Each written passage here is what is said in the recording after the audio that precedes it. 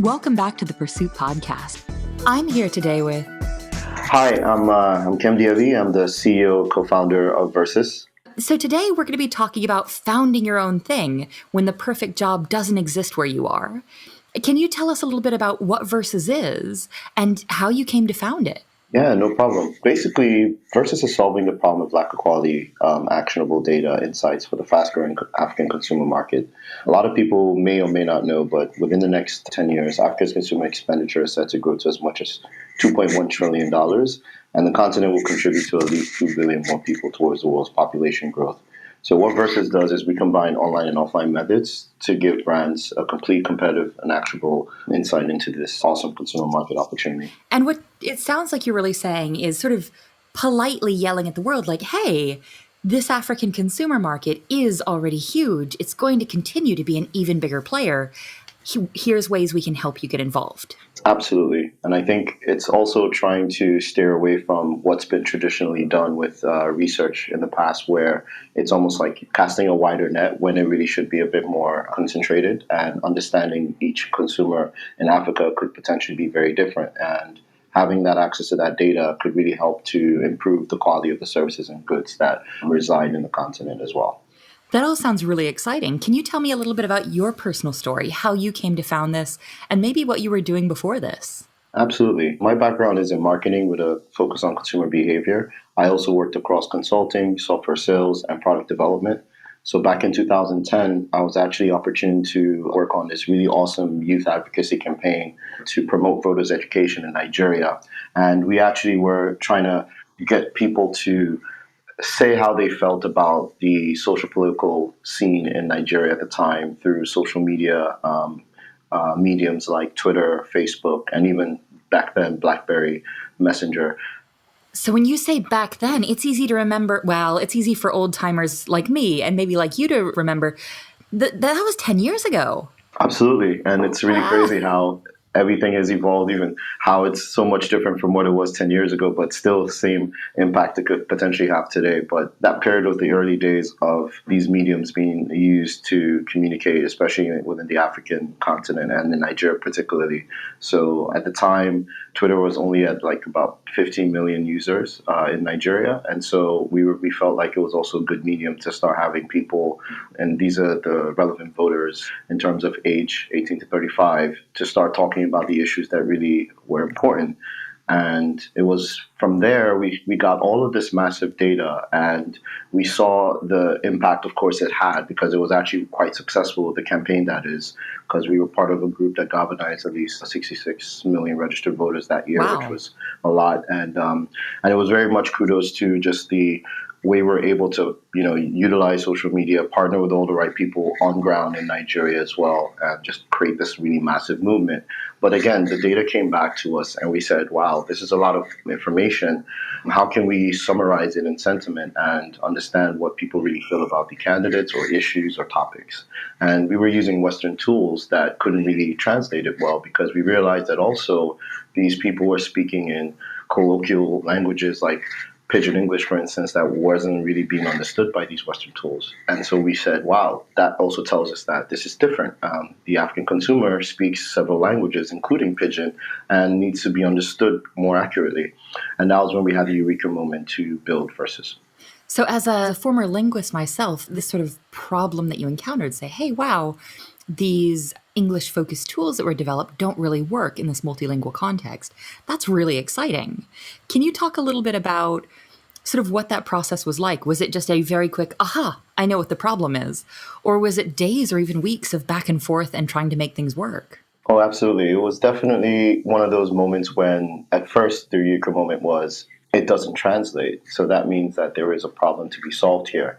And then the rest of the research that was now applying to was, how relevant is this across different verticals? So if we're supposed to actually provide this potential solution to other spaces outside of maybe social consulting affairs, maybe looking at the FMCGs or the telecommunication companies or even the banks, or even just, everyday people who are trying to just know how people feel about topics of interest, then how does it also transcend to these potential verticals? And that was where we now realized that, wow, this is actually very pertinent across a lot of these verticals, because everyone actually needs this information. Is quite critical to how best they serve the regions within the African continent. So it sounds like a lot of your early work was focused, well, I was going to say reasonably tightly, but somewhat tightly on Nigeria. Yes. And that Versus now is looking at sort of the wider African continent and the multiple the many countries, communities, and languages. Absolutely. So it's our headquarters is strategically in Lagos, Nigeria. Now, Lagos is already about 25 million people estimated within that small landmass of state. And then in the broader picture, Nigeria actually does account for the most populous country in the African continent at estimated 180 million people. So in terms of getting the largest share of the consumer market, in terms of the four, so we have four countries of focus for Versus, and that's Nigeria, Ethiopia, Kenya, and South Africa. What we've seen in these parts of sub-Saharan Africa is a very large number of consumer commercial activities, and we've carefully selected these as our target countries. And within those, we also have the languages that are more pertinent to those parts that we are training our models to understand, and so that when we're going in and trying to listen into the relevant sources where a lot of these consumers are talking about brands that they like or don't like, as well as their competitors, we can actually translate that effectively and accurately. So I think this is a really interesting question. Sort of the data sources you're consuming. In what ways are you either seeking consent for these data sources, anonymizing the output, or both? Oh no, very good question. So on the online side, we're going with public sources that, of course, have consent from the users who are stating their opinions or opening up.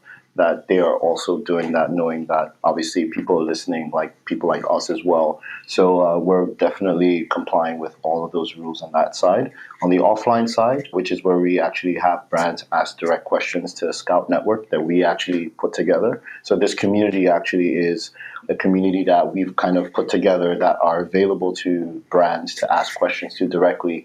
And just by simple click of a button, they can answer the questions, and they also receive credits, which they also then can cash out eventually. So another thing that we're doing through that offline survey method as well, by making things dynamic, is while we're giving brands access to these people on ground who can also answer questions and also be part of active research, they also do have an opportunity to now actually gain and have gainful employment, sort of, because that's another big issue that prevails in the African continent. There's a lot of places that, like Nigeria, for instance, has a very high unemployment rate, even as the economy is growing. So, in a lot of ways, we are looking to solve for that by giving people, this opportunity to start to even potentially build a career in data collection slash insights gathering. And this is something, if our dear listener listening now is a regular listener, that we actually took a look at. We had a really lovely guest come on and talk to us about sort of the strategies for finding remote work, but Mm-hmm. especially focused on the Nigerian market. Yeah. Mm-hmm. Can you talk to us a little bit about how you've come to found this? What kind of support you found are useful? What I'm really looking to sort of politely pull out of you are, if we've got somebody listening now who thinks, wow, maybe somebody based in Lagos, maybe somebody based anywhere who's thinking, wow, there really isn't a job for me where I am. Maybe I should do my own thing. Can you talk to us a little bit about how you did your own thing and what kind of advice you might want to offer for them? Yeah, absolutely. I think it's always something of. I think it has to really do with just your sheer attitude towards taking risk, I would say. And I've always, from a very young age, known very well. I mean, this is also like just introspection, I would say, from the individual involved in this case. I think whenever you have a big, let's just say, if you have an idea that has huge impact, that is potentially going to change lives, of course, it's always important to talk to the right people and find a way to materialize it as well, just so that you can know that at least you put this awesome idea into the world. I do feel like there's this concept of being a founder, and I think the, The the glamour? the glamour that The comes with it, glory. the glory that comes with it. But Is it glamorous? Is it glorious? It's not. It's really not, Oh actually. It's no. not. And that's why I think it's something that everyone needs to understand is like, are you ready to take what, are you ready to deal with the cold sweats at night sometimes? Are you ready to deal with as you're looking to pursue this massive impact, which is what I think should be everyone's driver whenever you're trying to start something. Because the best companies that are still exist today that are listed in the stock exchange and on public equities markets, etc., they've all been founded by by very genuine principles of building something with impact to actually like change the world. So again, if you're willing to deal with the uncomfortable elements of what comes with the job, I think it's something that does have its massive, massive benefits. I was gonna say, I'm talking to you from what, relatively glamorous London right now, aren't I? Yeah, and I think my perspective is because I chose to found my business, of course, in within the African context, and in Nigeria is where our headquarters is, and it's not particularly easy, I would say, to run a business. However, what really does give us, because we have a very solid team of people who are dedicated to this vision that we have, and it's because we all share this common, selfless goal to change the way the economy is in Africa as a whole and bring the potential forward. So it's not really the money that drives us, clearly, because we're a startup and we're like, just looking to build up as we go along. But it's really just looking at the end goal and what it really could mean for a legacy towards even opening up more opportunities for other people trying to do the same thing. So yeah, so I don't know if that answers your question. It very much does. To sort Okay. of echo it back to you, it sounds like you're saying, absolutely found your own thing. If you have a great idea, if you feel like you've got a really meaningful idea, don't just found something to found something. Absolutely. And then it's going to be stressful and then it's going to be hard. But Absolutely. maybe there'll be a little tiny bit of a glamorous jet set lifestyle amongst all the stress. Absolutely. I think even just going with like a lot of I'll say the more famous stories that come out of people who've like founded the most successful companies, I think there's a trend there that basically says once you create massive impact, the money follows. So I think massive impact is really where it starts. Whenever you're solving a mass problem, I think then maybe perhaps, and if you're sticking to it, and of course you have the right team and the right growth plan behind you, that you'd always reap the rewards, which comes with just naturally doing good, honest, ethical, hard work. So let's say our listener is perhaps based in Lagos and they've got an idea and it's a great idea. Yeah. Where would they start looking for resources? Maybe what would you recommend folks read first? Where would you recommend folks go first? And what kinds of programs have maybe you benefited from or seen other people benefit from? That's a very good question, Jessica. I would say because I've also sort of mentored a lot of young entrepreneurs out of Lagos, I always let them know first and foremost, don't be shy to talk to people who've been there. Because there's this idea that a lot of the young entrepreneurs have on ground in Lagos, for instance, where they don't feel like they want to share ideas because they feel like someone who's in a more opportunistic position, or in this case, more advantageous position, might take the idea and run with it. But there needs to be a little bit more openness and flexibility and just confidence in saying, you know what, I'm going to share with the idea that I'm going to be the one that owns this idea because, after all, an idea is an ID. It's unique to me. So I would say share as much as possible. Obviously, pick the right mentors. There are programs that are very beneficial, I would say, that come with like startup boot camps. Like I know Google does a couple on ground, and a lot of forums now. There's so many of them that are cropping up in terms of events to follow.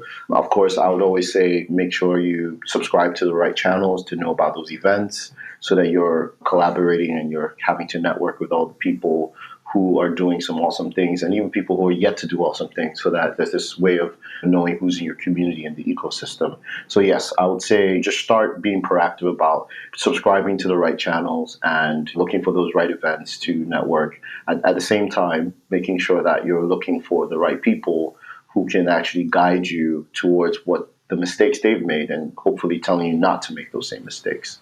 And I love this because this is very, very similar to advice that was given last episode, which was very much find folks who have done this before you, get some advice from them, talk to them about what they're doing, but also get out in the community, get to events where it's appropriate, and meet people and talk to them about what you want to do. It seems like remote work or founding your own thing, this might be universally pretty good advice. Absolutely. I think it applies everywhere else, of course. We've definitely been a beneficiary of all of those things, which is why we're here, at least in this position where we're growing as a company, we're getting traction, and we're just seeing like a lot of validation. And we wouldn't have done all of this or accomplished any of this if we didn't have faith in the fact that I have to talk to someone about this. I have to take criticism. I have to take advice. I have to be humble because at the end of the day, this is not about me. This vision is about changing lives. And if it means changing lives, I need to A, share that vision, and B, also be ready to have other people come in who have the relevant skill sets to help me build that and make it more material. I'm going to ask you a little bit of a challenging question now, hopefully a nice challenging question. No problem. The first one's a bit of an easy. This is a lead in. How long has Versus been running now? Oh yeah, that's an easy one. Thank God. We turned on Versus from November 2018. Oh, brand new. It's a brand new, yeah. And what's interesting is we actually funded ourselves through an agency model, which we started back in 2016, actually. So the Oh, no. agency, You have to tell us more about this. You're just pushing that hard question further out.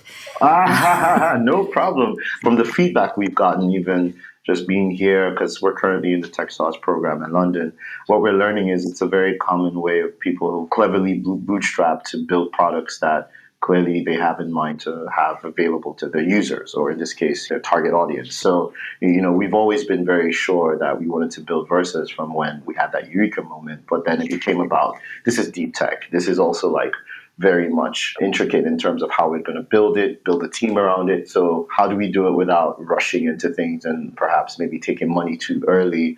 And so we decided to actually build an agency that was purely based on building the best products, again, with the focus on consumer insights for the African market. And what we did was just had a natural collection of people who came together, and of course with the idea of building the flagship product of Versus.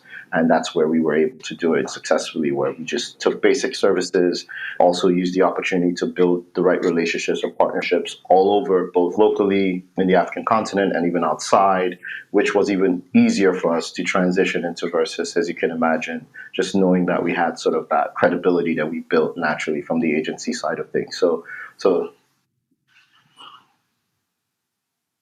absolutely, absolutely. Absolutely. And more importantly, the intelligence that we were able to gather from just naturally providing consulting services and even product development to some degree for these companies that saw that we had the know-how. And so we were able to learn a lot about how to potentially work with these verticals that we're going to eventually serve through Versus. So now here's that gentle but challenging question I wanted to ask you. Go for it. So looking back from 2016 when you first started doing this agency work up until November last year when you started Versus like well properly, Mhm. is there one thing that you wish you could go back and not have done? You'd be like, wow, you know what, we spent a lot of time on this, or ow, actually this was quite painful. Can you think of one thing or maybe a couple things where you were like, do you know what? I probably wouldn't do that again. Hmm. I think that's a very good question, and it will be very unfair for me to tell you that everything we've done, even the wrong things, have been great because it's been learning experiences. Because I guess that would take away the fun part of the No, of no, this. like to get my teacher hat on, learning is always fun. But I would say sometimes as entrepreneurs we're pressed for time, and sometimes it's really about making sure that for every decision you make you're carefully de-risking. This actually, goes again across the board. When you decide you're going to start a business, you have to just know that you're going to have sometimes you're going to make some tough decisions. Sometimes on impulse, sometimes you're actually taking the time to think. But what's common is that you don't really have much time. But one thing I will say is, as much as possible, don't fall into the trap of doing things just strictly by impulse. And I know that sometimes people say, check your gut, blah, blah, blah. I would do that for sure.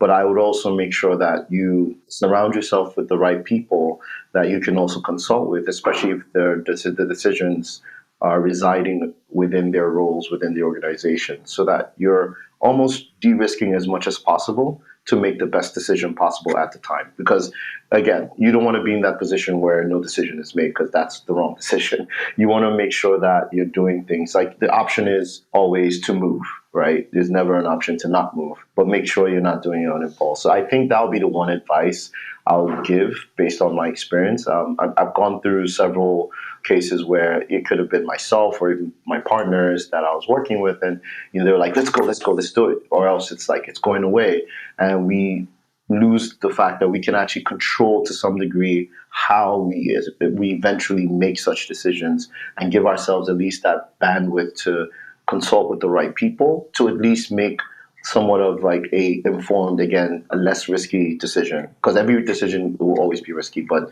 again, just figuring out how to ensure you're de-risking with every decision, at least 3 steps. This is the best. So I will say that we're going to have you back on the podcast in 5 or 10 years after Versus has become the next big thing. So I can ask this exact question. Thank you. Oh, gosh, thank it's you. selfish. That way you can be like, oh, do you know what? It was this one thing and it was a pain. Well, thank you. I think, I hope I answered it, because that's really what it is. No, this was fantastic. Yeah.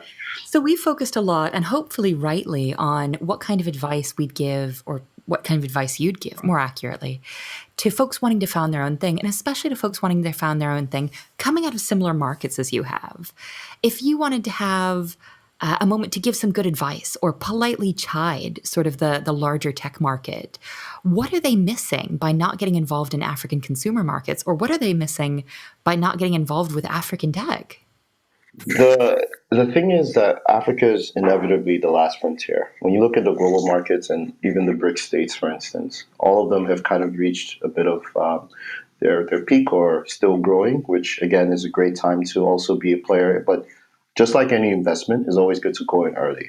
And Africa is inevitably growing. And like I mentioned in the beginning, all the trends showing that between the urbanization numbers growing massively, the consumer expenditure is set to grow to about 2.1 trillion, and even just the sheer population growth growing, and Africa being currently is the youngest. I think 50% of the population of Africa currently is the youngest in the world. So all of these trends should be enough to tell any person really, like across any sort of working life, that Africa is truly, truly the next best place to seed your investments, whether it's time, whether it's whatever you're doing in whatever industry, really. I think it cuts across. And I think just the fact that the consumers as well are going to have the power to dictate what they like, or what they would promote, or what they would evangelize in this case, it's important to start to look at how to serve them best now. And that's why we're trying to say, look, it's going to be difficult, but we're providing the soft landing into understanding how to actually parlay in this market better. So they're going to have to engage with these consumers if they want to stay successful in the long run. They might as well go ahead and do it now. Absolutely. It's very, very important, because, again, what the general feedback has been about Africa is it's so complex, social politically unstable. It's just a lot of people, sometimes so informal. And so here we are saying, okay, well, let's just assume now that you have a way that you can comfortably understand everything better, and we're like their translators. And now you can actually have this opportunity to just literally serve the continent, or in this case, the consumer, in the best way possible. Would you now put the necessary investments there? And that's where I think it makes it easier to now promote the idea of just coming in early and building the economy that is going to be arguably another huge, huge contributor to the global economy as well. So why not make sure that we get people doing it the right way and still de-risking, going back to that whole concept. Fantastic. Yeah. And if folks did want to find out more about Versus and how Versus might be able to help nudge them at this, where can they find Versus online? Oh, yeah, sure. Please look us up. Our website is very simple to remember, www.versus.africa. Easy enough. Yeah, very easy. And we are currently leveraging our agency Twitter handle, which is Twitter. That's twitter.com/ENTER, the number 5, IVE, which is enter 5, where so that's where we can also be. You can see some more things about the product, what we're doing, and we'll be eventually coming up with more updates as we continue along. Kemdi, thank you so much for joining us. Thank you so much, Jessica. And thank you, dear listener. Please check back next week. We'll have a brand new episode for you. Thank you so much for listening.